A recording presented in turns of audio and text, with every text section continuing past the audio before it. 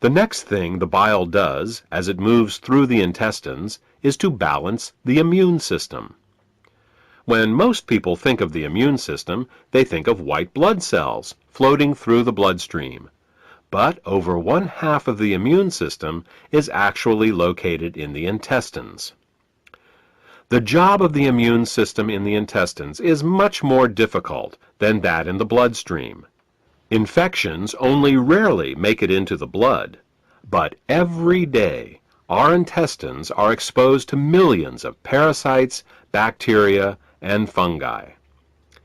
Because the intestinal immune system is continually at war with these microbes, it is much easier for it to become overly aggressive and start to attack our own tissue. What bile does is to regulate the intestinal immune system, helping to prevent it from becoming overly aggressive and causing autoimmune disorders. If you're suffering from a gut-related autoimmune disorder, it may be because of a blockage of bile flow.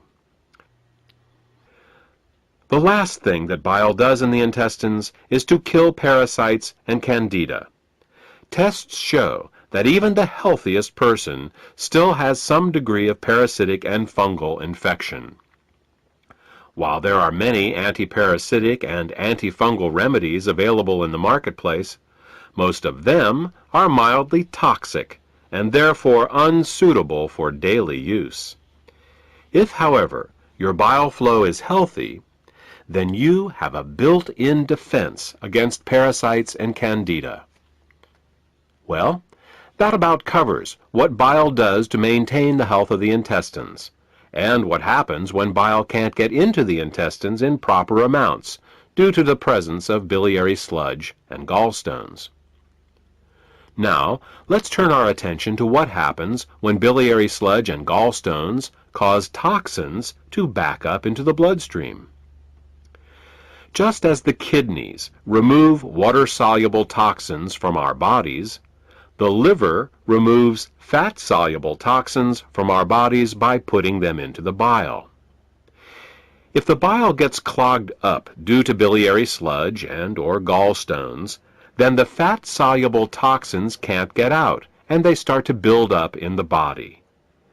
One of the first signs that bile is backing up is an increase in cholesterol. This happens because the only way cholesterol can leave the body is through the bile. Impaired bile excretion causes cholesterol levels to rise. It's that simple. In addition to the levels of cholesterol rising, bilirubin levels can also begin to rise. If they get to be bad enough, you can see the whites of a person's eyes, and sometimes their skin, take on a yellow tint. The technical term for this is jaundice. While an increase in cholesterol and bilirubin levels in the body is easy to recognize, the accumulation of other toxins is not. Literally thousands of toxins and chemicals are processed by the liver for removal through the bile each day. When gallstones and biliary sludge prevent these toxins from leaving the body, they begin to accumulate in the bloodstream and the tissues, causing all sorts of problems.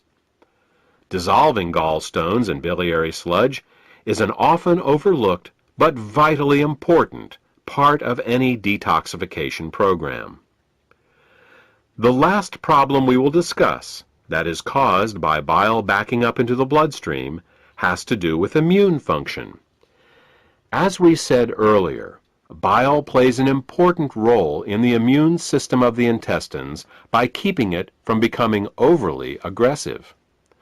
Unfortunately, what's good for the immune system of the intestines is terrible for the rest of the body. Studies have shown that when bile acids are present in the bloodstream, they inhibit chemotaxis and phagocytosis. These are fancy words for how well white blood cells can locate, move towards, and swallow infectious microbes. Thus, what starts out as a beneficial immunoregulative action in the intestines becomes an immunosuppressive action in the bloodstream and the tissues. These are all effects of bile backing up in the bloodstream.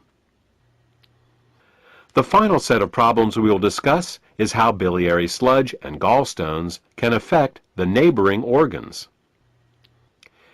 In addition to bile acids backing up into the bloodstream, bile can also back up into the pancreas and liver, where it can cause alkaline burns. This is because the liver, pancreas, and gallbladder all share the same basic plumbing, the common bile duct. There are valves that keep the bile from backing up into the liver and pancreas. If a small stone finds its way into one of these valves, the valve can get stuck in the open position. If this happens, then every time the gallbladder contracts to squeeze the bile into the small intestines, it can also squeeze the bile into the pancreas and the liver, causing caustic alkali burns and irritation. You see, very alkaline substances can burn us just as easily as very acidic ones. And with a pH of 9.5, bile is very alkaline. Mild alkali burns for a short time in these organs may only result in local irritation, but over a long period of time, these alkali burns can cause diabetes, hepatitis, and cancer.